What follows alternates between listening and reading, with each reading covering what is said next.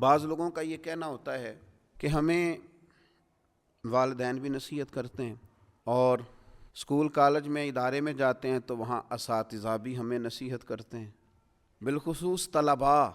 بعض اوقات اس بات کی بڑی شکایت کرتے ہیں کہ دیکھو جی، بڑا بھائی بھی ہمیں بٹھا کے دیر تک لیکچر دیتا ہے، پھر ہمیں یہ کہا جاتا ہے کہ جمعے والے دن بھی وقت پر آؤ، وہاں بھی تمہیں نصیحتیں سننی ہیں۔ نوجوانوں کی طرف سے بعض اوقات یہ بات سننے کو ملتی ہے کہ آخر ہم کتنی کو نصیحت سنیں، ہر آدمی ہمیں سمجھا رہا ہے، ہر آدمی ہمیں لیکچر دے رہا ہے، ہر آدمی ہمیں اپنے تجربات سے آگاہ کر رہا ہے، تو آخر ہم کتنا کو اس لیکچر کو سنیں، یہ بعض اوقات وسوسہ آتا ہے۔ تو پہلی بات تو میں یہ عرض کروں گا اپنے ان نوجوان دوستوں سے اور اسٹوڈنٹ سے اور جن کو نصیحت کی جا رہی ہے کہ میں بڑے انشراح صدر سے آپ کو عرض کرتا ہوں کہ آپ خوش نصیب ہیں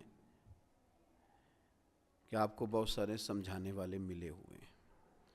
کم نصیب ہوتا ہے وہ شخص جسے کوئی سمجھانے والا نہیں ہوتا۔ اور پھر کبھی آپ نے دیکھا ہے زمین کو،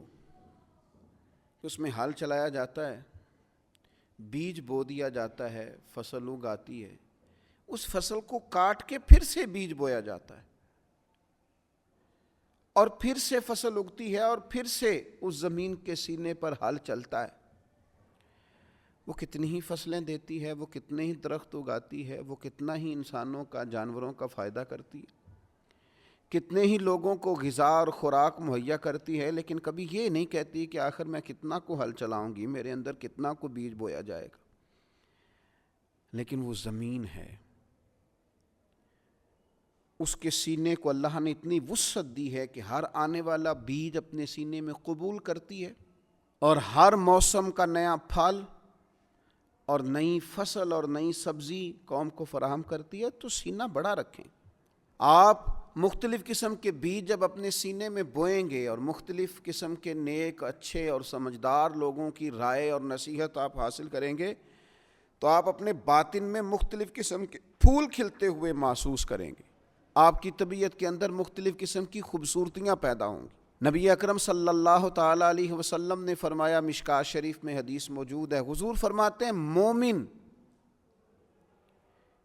کبھی خیر سننے سے سیر نہیں ہوتا، مومن کا کبھی پیٹ نہیں بھرتا خیر سننے سے، وہ خیر سنتا رہتا ہے، سنتا رہتا ہے، سنتا رہتا ہے،